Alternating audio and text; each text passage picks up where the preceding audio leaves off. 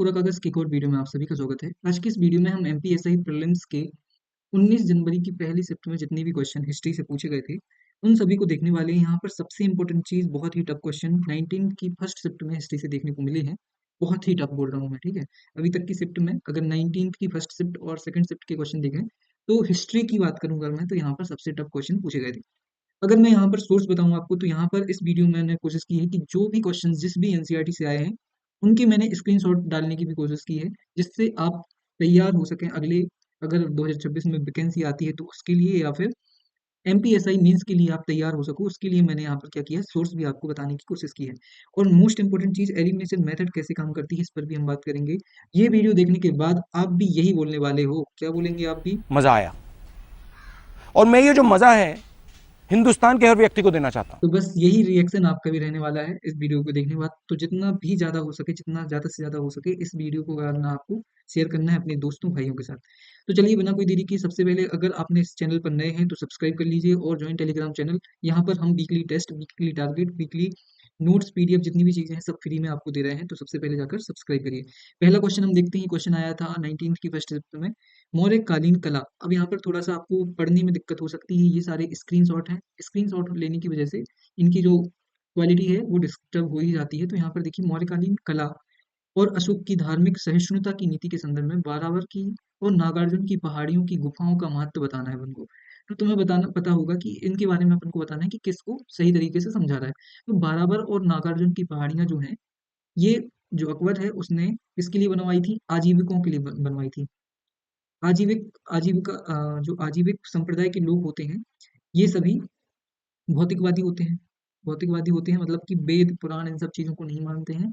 इनका सीधा सा फंक्शन, जो फंडा है वो ये होता है कि अपन को जितना भी जीवन मिला है वो एकदम मजे से गुजारना है, और उसके बाद, मरने के बाद कोई भी जीवन नहीं है। इनका ये सीधा सा फंडा होता है। तो आजीविका यहाँ पर एनसीईआरटी में दिया हुआ है। और अगर इसमें हम आंसर की बात करें तो यहाँ पर इसका सही आंसर होगा आपका ये, आजीविक संप्रदाय को दान दिया गया था बाराबर और नागार्जुन की पहाड़ियों। अगला क्वेश्चन देखिए, क्वेश्चन पूछा गया है उसी शिफ्ट में, भारतीय राष्ट्रीय आंदोलन में व्यवसायी वर्ग की भूमिका। ये भी एनसीईआरटी से ही पूछा है। एनसीईआरटी में इसलिए बता रहा हूँ क्योंकि ये इजीली अवेलेबल है। इजीली अवेलेबल है, ऐसा नहीं है कि आपको ये बुक लेने के लिए बहुत सारा पैसा खर्च करना पड़े। अगर आप बुक नहीं लेना चाहते हैं तो पीडीएफ से भी इसको कंप्लीट कर सकते हैं। और मैं पीडीएफ के क्रक्स भी मैं आपको प्रोवाइड कर रहा हूँ, तो जिससे आपको कोई भी दिक्कत नहीं होगी। यहाँ पर अगर इस वीडियो में इस क्वेश्चन की बात करें तो उनका समर्थन मुख्यतः एक औद्योगिकृत भारत की इच्छा से प्रेरित था। कुल मिला के उस टाइम पर जो व्यवसायी वर्ग थे, उनका मुख्य, अगर वो कांग्रेस का सपोर्ट करते तो उनका एक ही फायदा था कि उनको इस आंदोलन से फायदा होना चाहिए। फायदा कैसे होगा? फॉर एग्जाम्पल, जब स्वदेशी आंदोलन चला तो व्यवसायी वर्ग को फायदा हुआ, क्योंकि इससे जो विदेशी माल था, विदेशी कपड़े थे, उनका क्या हुआ? बहिष्कार हुआ। बहिष्कार हुआ तो उन्होंने सपोर्ट किया आंदोलन का। तो यही फंडा है कि जिसका फायदा होगा वो सपोर्ट करेगा। तो इसमें इसका जो पहला स्टेटमेंट है ये सही है। और इसका मुख्य कारण क्या था? औद्योगिकरण भारत की इच्छा से प्रेरित था। दूसरा स्टेटमेंट पढ़िए, यहाँ पर हमको बताना है कौन सा कथन सही नहीं है। दूसरा पढ़िए, वे गांधीवादी जन आंदोलन जैसे असहयोग और सविनय अवज्ञा के प्रारंभ से ही कट्टर समर्थक थे, अधिकांश धनराशि प्रदान करते थे। ये दूसरा स्टेटमेंट गलत है। अब मैं इसका सोर्स भी आपको दिखाऊंगा कहाँ से क्वेश्चन पूछा गया है।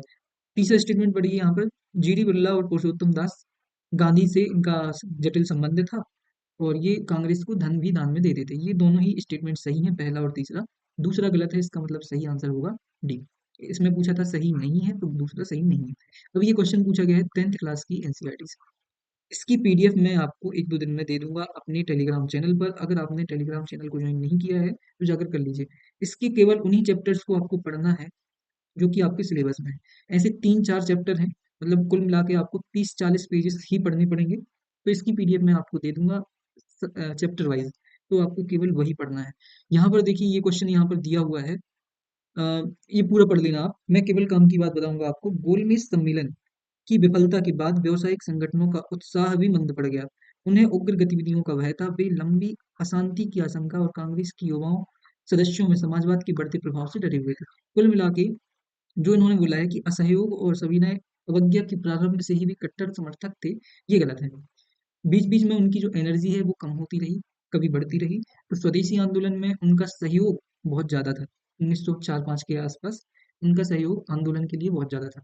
सहयोग आंदोलन में भी ज़्यादा था, लेकिन कभी-कभी उनके मन अंदर डर का माहौल भी रहता था, क्योंकि जैसे ही श्रमिक क्या होंगे, श्रमिकों का जो योगदान है वो आंदोलन में बढ़ेगा, तो हड़तालें होंगी, और हड़ताल जैसे ही होंगी तो उनका नुकसान होगा। किनका नुकसान होगा? व्यवसायी वर्ग का। और जैसे ही वो नुकसान होगा उनका, तो वो क्या हो जाएंगे, दूर हो जाएंगे किसी भी आंदोलन से। तो यही एक पैटर्न देखने को मिला हमारे इतिहास में। अगला क्वेश्चन देखिए, दादा भाई नौरोजी को बड़ौदा राज्य में किस पद पर नियुक्त किया गया था? तो ये आपको मिलेगा स्पेक्ट्रम में, बट आपको स्पेक्ट्रम नहीं पढ़नी है अगर आपने नहीं पढ़ी है पहले से। अगर पढ़ी है तो उसको रिवीजन कर सकते हैं। ये क्वेश्चन, इसका आंसर सही होगा दीवान। लूसेंट में भी ये क्वेश्चन मिल सकता है, मुझे नहीं पता, मैंने नहीं बहुत ही ज़्यादा डीपली लूसेंट को नहीं पढ़ा है, कुछ कुछ चैप्टर्स को मैंने पढ़ा है, तो इसके बारे में मुझे पता नहीं है। अगर है तो कमेंट करके बताइए कि लूसेंट में ये क्वेश्चन है या नहीं। अगला क्वेश्चन देखिए, क्वेश्चन है, निम्नलिखित में से किस शासक के लिए एक ब्राह्मण एका ब्राह्मण की उपाधि प्राप्त थी? बहुत ही अच्छा क्वेश्चन है, ये भी एनसीईआरटी से पूछा गया है। न्यू एनसीईआरटी की 12th क्लास की एनसीईआरटी पार्ट 1, जिसके मैं क्रक्स आपको दे चुका हूँ, उसमें ये देखिए यहाँ पर दिया हुआ है, एका ब्राह्मण गौतमी पुत्र सातकर्णी। तो कई बार इसको ऐसे ही लिख देते हैं, तो इसका सही आंसर क्या है? गौतमी पुत्र सातकर्णी। एका ब्राह्मण कहाँ से? एनसीईआरटी से क्वेश्चन पूछा है। अब ये क्वेश्चन देखिए आप, मुगल साम्राज्य में, सॉरी, मुगल सैन्य पदानुक्रम में जाट और सवार मनसबदारों के बीच की विशिष्ट भिन्नता थी। तो इसके बारे में हमें सही विकल्प चुनना है। तो पहला स्टेटमेंट पढ़ेंगे आप, एलिमिनेशन मेथड कैसे काम करती है इस पर ध्यान देना। मनसबदारों को राज्य को धोखा देने से रोकना, ताकि वे वेतन अनुदान के लिए आवश्यक घोड़ों से कम घोड़े प्रस्तुत ना करें। तो ये बिल्कुल गलत आंसर है। यहाँ पर जाट और सवार दो इंपॉर्टेंट क्या थी, मुगल काल की दो उपाधियां थी। क्या थी? उपाधियां थी। जात होता था रैंक, जैसे आज के टाइम पर अलग अलग रैंक के अधिकारी होती हैं, वैसे ही उस टाइम पे जात बोला जाता था रैंक को। वैसे ही अगर सवार की बात करें तो सवार भी एक प्रकार का पद होता था, जिसमें जितने ज्यादा सवार होंगे, फॉर एग्जाम्पल 1000 सवार का कोई व्यक्ति है, तो उसको उतने घोड़े रखने की क्या होती थी? आजादी होती थी अपने अंडर में। तो ये इसका सही आंसर होगा 2 और 3। पहला गलत है, क्योंकि यहाँ पर इसका मुख्य उद्देश्य ये नहीं था, मुख्य उद्देश्य था लोगों को या फिर अधिकारियों को अलग अलग वर्गों में बांटना। क्या था? अलग अलग वर्गों में बांटना। जात के अंतर्गत रैंक आती थी, जितनी ज्यादा रैंक होंगी, ये देखिए, मनसबदारों को उनके सवार पद की, उनके जात पद के साथ संख्यात्मक समानता या निकटता के आधार पर अलग अलग श्रेणी में क्या किया जाता था? वर्गीकृत किया जाता था। तो इसका मुख्य उद्देश्य क्या था? रैंक्स में बांटना। तो इसका सही आंसर होगा 2 और 3, पहला गलत है। क्वेश्चन कहाँ से आया है? ये भी एनसीईआरटी से आया है। 12th क्लास की एनसीईआरटी हिस्ट्री के लिए पार्ट 2, जो कि मध्यकालीन भारत के लिए बहुत इंपॉर्टेंट है। और लगभग मैंने इसके लिए तो मैंने ये भी बोला है कि आपको पूरी की पूरी बुक पढ़नी चाहिए अगर आपने नहीं पढ़ी है तो, क्योंकि यहाँ से आपके देखिए 3 चैप्टर बहुत इंपॉर्टेंट हैं। यात्री वाला चैप्टर, जो कि 11वीं से 14वीं शताब्दी के पूरे यात्री आपके इस बुक में मिल जाएंगे। फिर दूसरी एक यूनिट है जिसमें भक्ति और सूफिज्म है, भक्ति आंदोलन और सूफी आंदोलन, यहाँ से भी आपको पूरे क्वेश्चन बनेंगे। फिर तीसरा आपको मुगल साम्राज्य वाला पूरा, जो आपके पूरे सिलेबस का हिस्सा है। इसका मतलब 12th क्लास की एनसीईआरटी अगर आप पूरी पढ़ सको सेकंड वाली, तो आपको पूरी पढ़नी है। अन्यथा आप जो मैं पीडीएफ दूंगा वो आपको पढ़नी ही पढ़नी है।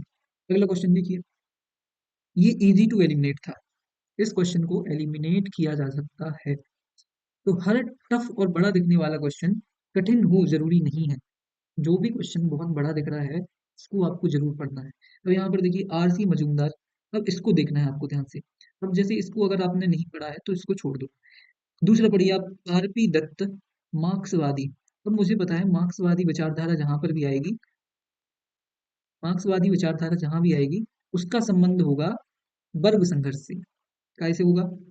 वर्ग संघर्ष से। अब यहाँ पर देखो, इसमें ये पूरा क्वेश्चन आपको पढ़ना है पहले ध्यान से। इसमें ये देखिए, बुर्जुआ क्रांति दिख रहा होगा आपको। जहां पे भी बुर्जुआ क्रांति आती है तो वहां पर मार्क्सवादी विचारधारा घुस जाती है। इसका मतलब पहले, दूसरे का आंसर तो सी होगा। दूसरे का जैसे ही सी होगा तो दूसरे का सी हमको यहाँ दिख रहा है, यहाँ पर नहीं है, यहाँ पर नहीं है, यहाँ पर नहीं है। एलिमिनेशन मेथड, आंसर आ गया आपका। मतलब कुल मिला के मैक्सिमम जो पार्ट है आपको, वो तो आपको देखना ही नहीं पड़ा। एक मिनट,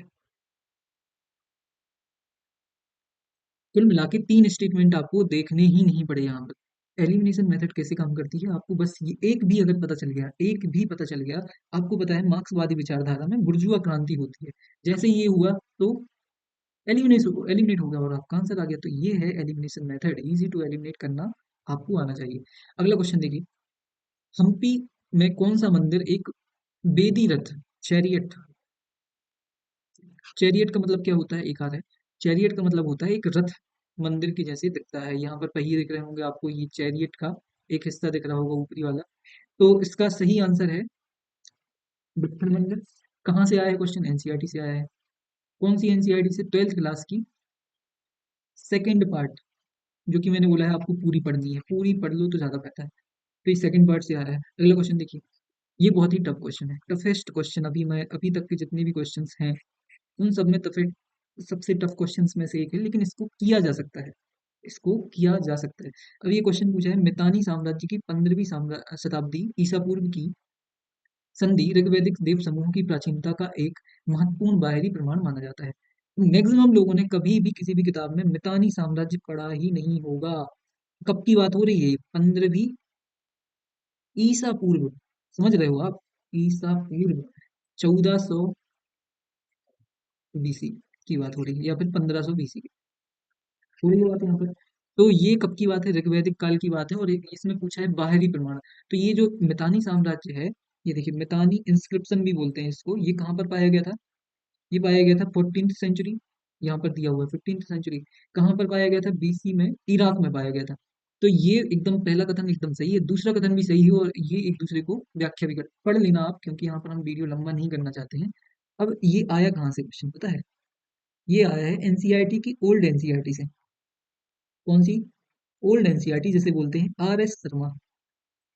पढ़नी नहीं है आप, ये किताब पढ़नी नहीं है, लेकिन मैं बस बताना चाह रहा हूँ कि ये मैंने पढ़ी है तो मुझे पता था कि ये कहाँ से आया क्वेश्चन।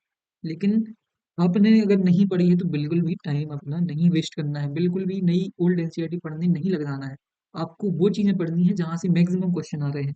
तो मैक्सिमम क्वेश्चन 11 जो 12th क्लास की 3 एनसीईआरटी है वहां से ज्यादा आए हैं, वो ज्यादा इंपॉर्टेंट है और वही पढ़िए। लेकिन ये मैं बता रहा हूँ, इसकी टफनेस देखिए ये क्वेश्चन की, कि ये क्वेश्चन कहाँ से पूछा है एनसीईआरटी। अगला क्वेश्चन, ये भी इजी टू एलिमिनेट है, टू एलिमिनेट, यहाँ पर आपको एलिमिनेशन मेथड ही काम करेगी। और ऐसे क्वेश्चन आपको हमेशा हमेशा कोशिश करनी है ट्राई करने की। कभी भी ऐसे क्वेश्चन आपको क्या नहीं करने हैं, स्किप नहीं करने हैं। कभी भी ऐसे क्वेश्चन स्किप नहीं करने हैं। क्वेश्चन देखिए, श्वेत मुगल, अब श्वेत भी बोल रहे हैं और मुगल भी बोल रहे हैं, मुगल काल, अब इसको ना एलिमिनेट करेंगे अपन। इसमें देखिए इसका सही आंसर क्या होगा, एक प्राचीन सड़क नहीं। अब देखिए प्राचीन सड़क तो मुझे ग्रैंड ट्रंक रोड दिख रहा है, मतलब दो का तो अपने आप डी हो जाएगा, दो का डी, दो का डी। अब यहाँ पर ये दोनों एलिमिनेट हो गए। अब इन दोनों में मुझे एक भी अगर बन गया तो आंसर आ जाएगा। एक पर ही काम करते हैं, अब हमें एक में बी और सी देखना है। तो एक को हम केवल बी से देखेंगे, ब्रिटिश राज्य क्षेत्रों की रक्षा के लिए बफर राज्यों के निर्माण, नहीं। सी देखिए, सांस्कृतिक समन्वय का एक चरण जिसमें ब्रिटिश अधिकारियों ने मुगल रीति रिवाजों को अपनाया। फेल हो गया यहाँ पर, एक का क्या होगा, सी होगा, इसका मतलब इसका सही आंसर क्या होगा, बी होगा। एक का सी, दो का डी, तीन का बी, यही था ना, हाँ। तो इसका सही आंसर क्या हो, क्या किया आपने, आपने दो चीजों को तो पढ़ा ही नहीं। अब इतना बड़ा क्वेश्चन देख के मैक्सिमम लोग इसको या तो स्किप कर देंगे या तो पढ़ेंगे भी नहीं। तो आपको ऐसी गलती नहीं करनी है, आपको थोड़ा सा दिमाग लगाना है और आंसर करना है। ये क्वेश्चन आपको मैंने ऑप्शन भी नहीं दिए हैं, क्योंकि बहुत ही इजी क्वेश्चन था। इजी नहीं है, सबके लिए इजी नहीं है, जिसने पढ़ा है उसी के लिए इजी है, जिसने नहीं पढ़ा है उनके लिए टफ क्वेश्चन। तो अगर आपने पढ़ा है तो कमेंट करके बताइए इसका सही आंसर क्या होगा। इसके मैंने ऑप्शन भी नहीं दिए आपको। ये आपकी 19th की फर्स्ट शिफ्ट का आखिरी क्वेश्चन था। भगत सिंह, सुखदेव और राजगुरु जी को किस वर्ष में फांसी दी गई थी, बहुत ही इंपॉर्टेंट, बहुत ही अच्छा क्वेश्चन है। जितने भी ईयर्स हैं ये कि हमारे मॉडर्न इंडिया से संबंधित हैं, ये बहुत अच्छे से आपको पढ़ने हैं। यहाँ से बहुत सारे क्वेश्चन बनते हैं और बहुत ही कम लोग इसको सही कर पाते हैं, क्योंकि जो फैक्चुअल डेटा होता है ये सबको याद नहीं होता है। तो इस टाइप के क्वेश्चन को आपको तैयार करके रखना है।